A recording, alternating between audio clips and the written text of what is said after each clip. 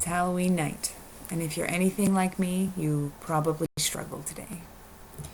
If food is your drug, as it is mine, how can the lure of those tiny little bite-sized candy bars not be impacting you? The lead up to today has had me on edge, and despite my best efforts, I have been over-consuming this week because of all these added temptations.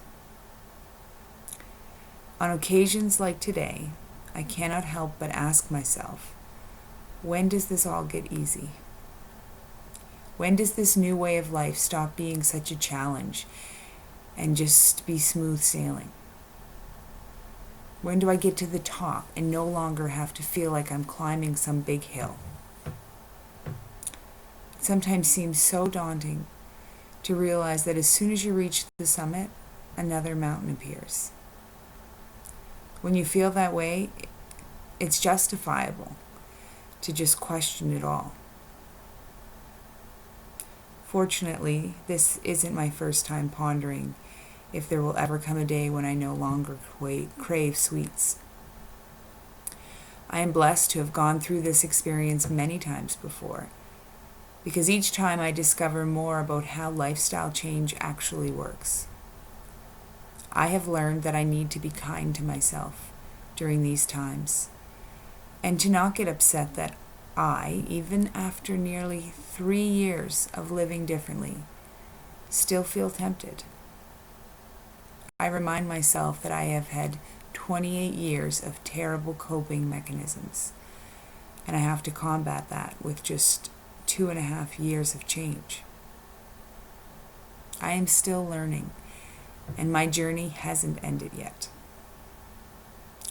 In the past, I have fallen into the trap of believing that once you transform, you can no longer be lured by your old bad habits. But if you believe that once you make a commitment to better yourself, all the hard work is over, then you're opening yourself up for some serious disappointment. When you make the decision to quit smoking, to get off drugs, to no longer drink, or to give up any other vice, that doesn't mean for 1 second that that vice automatically becomes bad. It's still good. For me, sugar has never stopped being amazing. It's never stopped tasting good or drawing me in, especially on those difficult days. My decision to avoid sugar comes not from a distaste for it, but for a realization that I am better. I feel better. I look better. I think more clearly, and my future is brighter when I do. The person I am becoming is more important than who I was. The benefits of not giving in to the temptation outweigh the gratification of jumping right in. My greatest realization has been that while temptation never really goes away, you do get more evidence to support your resolve, to stick with your commitments as time goes on. The first time I had a real setback, it was well into a year after my journey, and I truly thought I had overcome any desire to ever eat sugar again. I had tried it, and it made me feel so sick that I just had zero interest. I thought I was cured, that I could go forward with this confidence that I would never again be tempted to eat badly. So when a major trigger caused me to want to fall back into my old habits of junking out, I was angry with myself. I thought I had slayed my demons, and discovering that they had just been laying low made me question everything that I was doing. Then someone provided me with this lovely analogy that to this day helps me. Many of us are familiar with the story of the light wolf and the dark wolf, and the belief that they both live inside of us. The one that takes control over our life is the one that we feed. So if we give in to the negative, then the negative dark wolf rules the outcomes of our lives.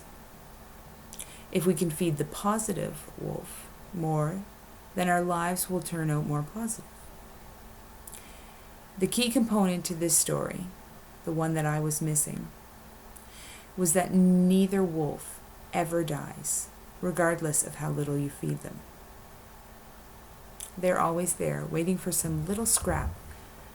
And so it doesn't serve you to panic and get upset when the dark wolf rears its head.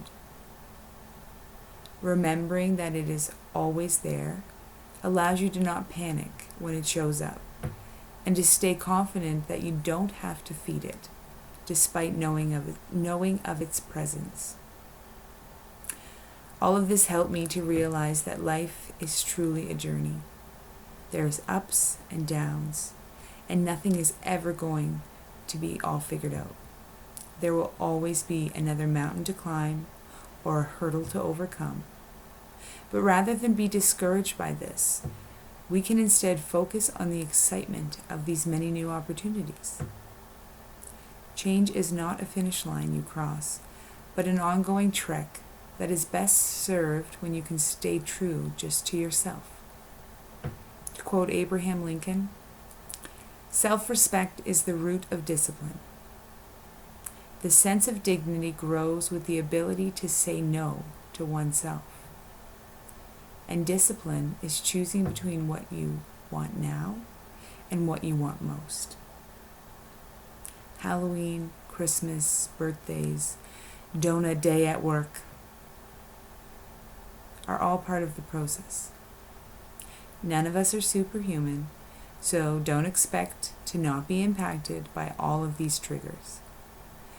Understand that they happen. Recognize how they impact you, and do all that you can to stay true to your commitments. But most of all, just be kind to yourself. That if you do slip up, if you do have a failure, if you do end up eating an entire bag of sugar-free caramels and feeling the pain for the rest of the night, you do have some positives to take away with it. I hope you all had a wonderful celebration today, and that you made memories that will last longer than any sugar high ever will. Happy Halloween.